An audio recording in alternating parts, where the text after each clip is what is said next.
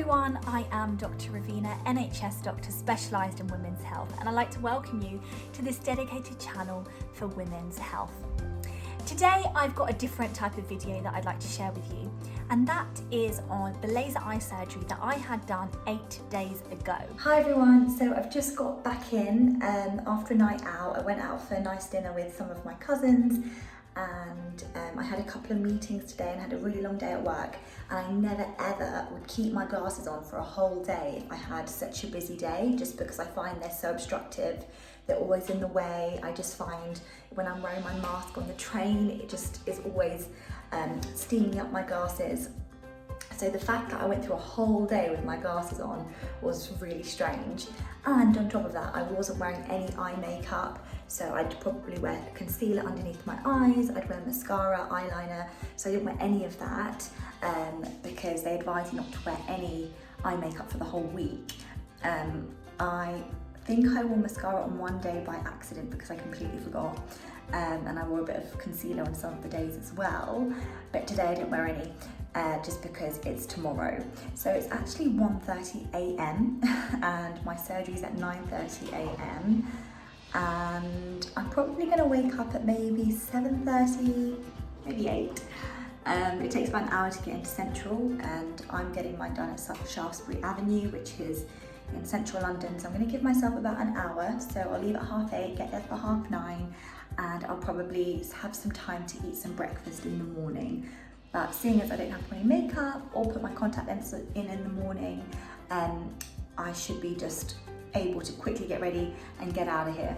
Hi, good morning everyone. It's surgery day today.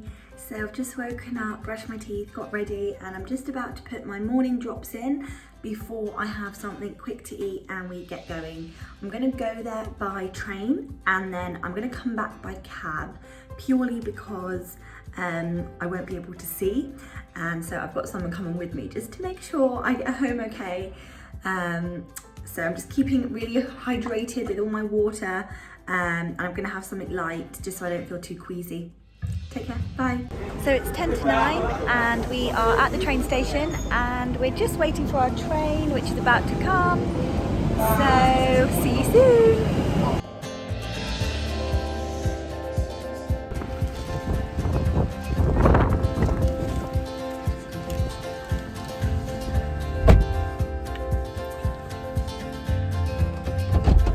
Good morning. So I've just woken up and just got ready. It's around 10 a.m. and I woke up with some blurred vision. It's about 80 to 90% better than it was yesterday. Slightly blurred, not as irritated, not as painful. I can tolerate light much better than I could yesterday. Yesterday was horrific. Even the smallest amount of light was really affecting my eyes and making it super painful. I have to keep my big sunglasses on for a week. I've opened my curtain slightly just to bring in a bit of light because it's been so dark in here. And I'm on my way to my post-op appointment, which is this morning. So they're gonna have a look in my eye and just make sure everything went okay. I've been using the water drops like every 2 hours, which has kept them really lubricated.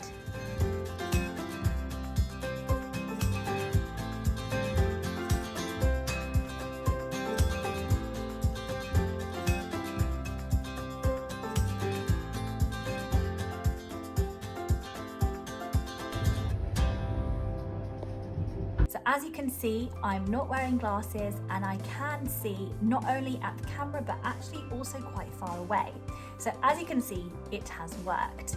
But I wanted to talk to you about the whole process of getting it done, how many appointments you need, complications that occurred with me and how I resolved them all in the space of a week, and also some of the aftercare and medication I was given.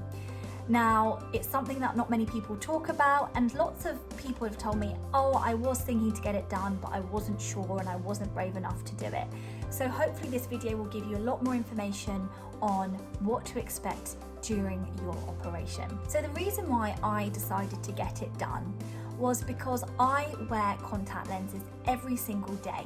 And as a doctor, we usually have shifts that are pretty long. So night shifts can be up to 12 hours, in fact, even later. So it can be between 13 to 14 hours if you have to stay longer to hand over. And these compile of day shifts, weekend shifts, and night shifts. So as you can imagine, on a night shift, you just want to get a quick nap in if you can during your break. And it's really annoying to do this when you're wearing contact lenses because your eyes become very dry. Other alternative is just to wear glasses every day, which is something that I did do, especially during the COVID period. So I found just the combination of having masks and glasses really uncomfortable, and I thought, actually, I do really want to get this done, and so I decided to wait until after the pandemic, or towards the end of the pandemic, to get my laser eye surgery done. So I decided to get it done at Optical Express, and the reason why was because I had family members that had had it done there and they had really positive experiences. And the closest one to me was Shaftesbury Avenue, which is in central London. And so the first thing I did was just register my interest on their website. I then went for my consultation, which was where I was met by an optometrist. They did various tests, including the pressure of my eye, looking at the health of my retina, and then also doing an eye check.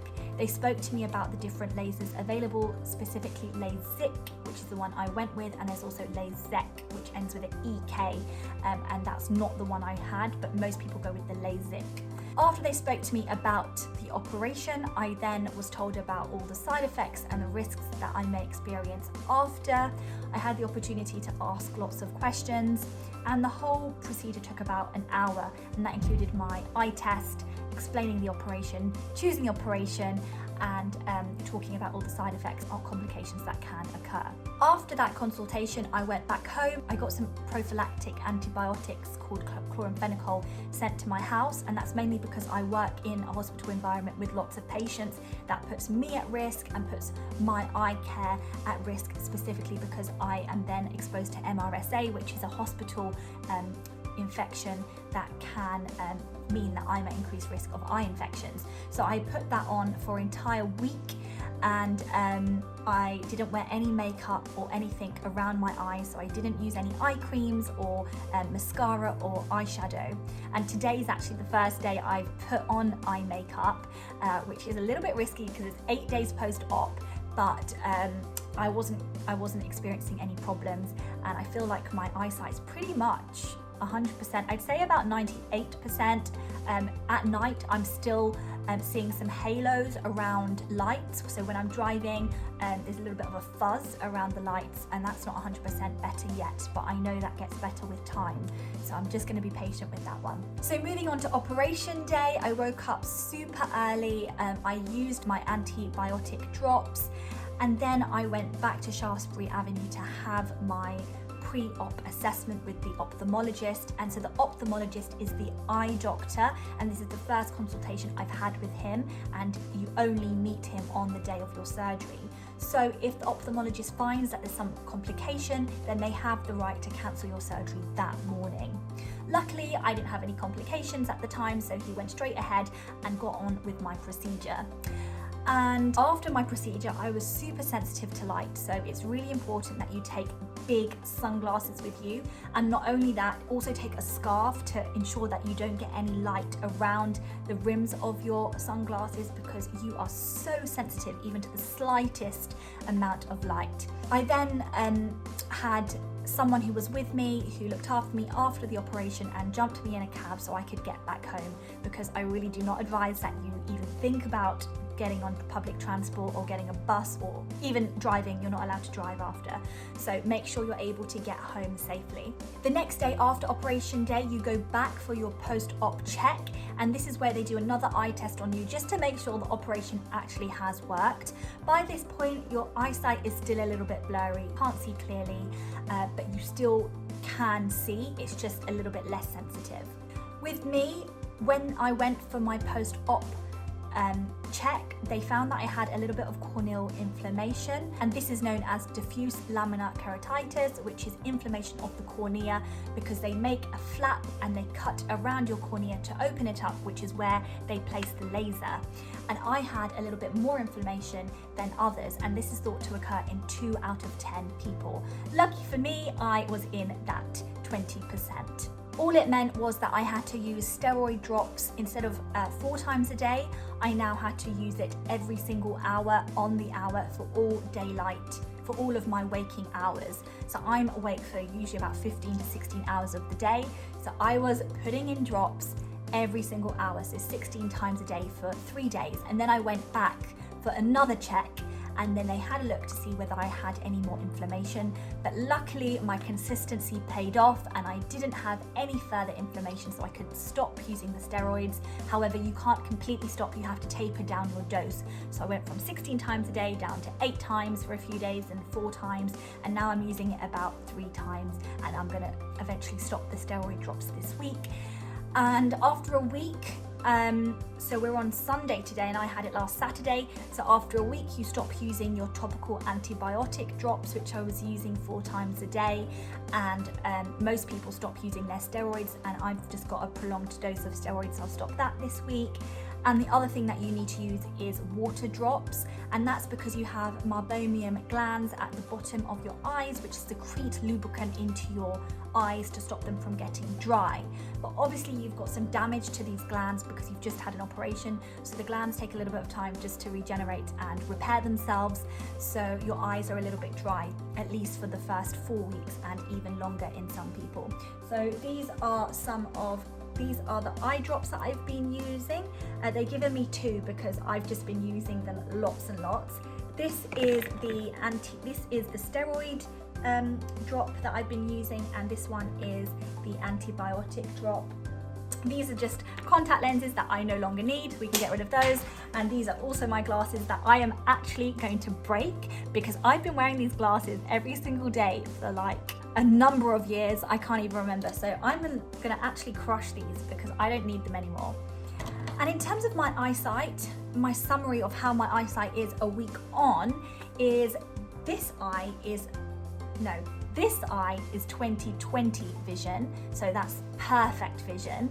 And this eye is actually 20/12.5, which is better than perfect. So what that means is what I see at 20 feet, a normal person would only see at 12.5 feet. So I have a lot better vision in long distances. I hope you've enjoyed this video on my account of getting laser eye surgery, and of course feel free to drop me any questions and comments in the comment section below.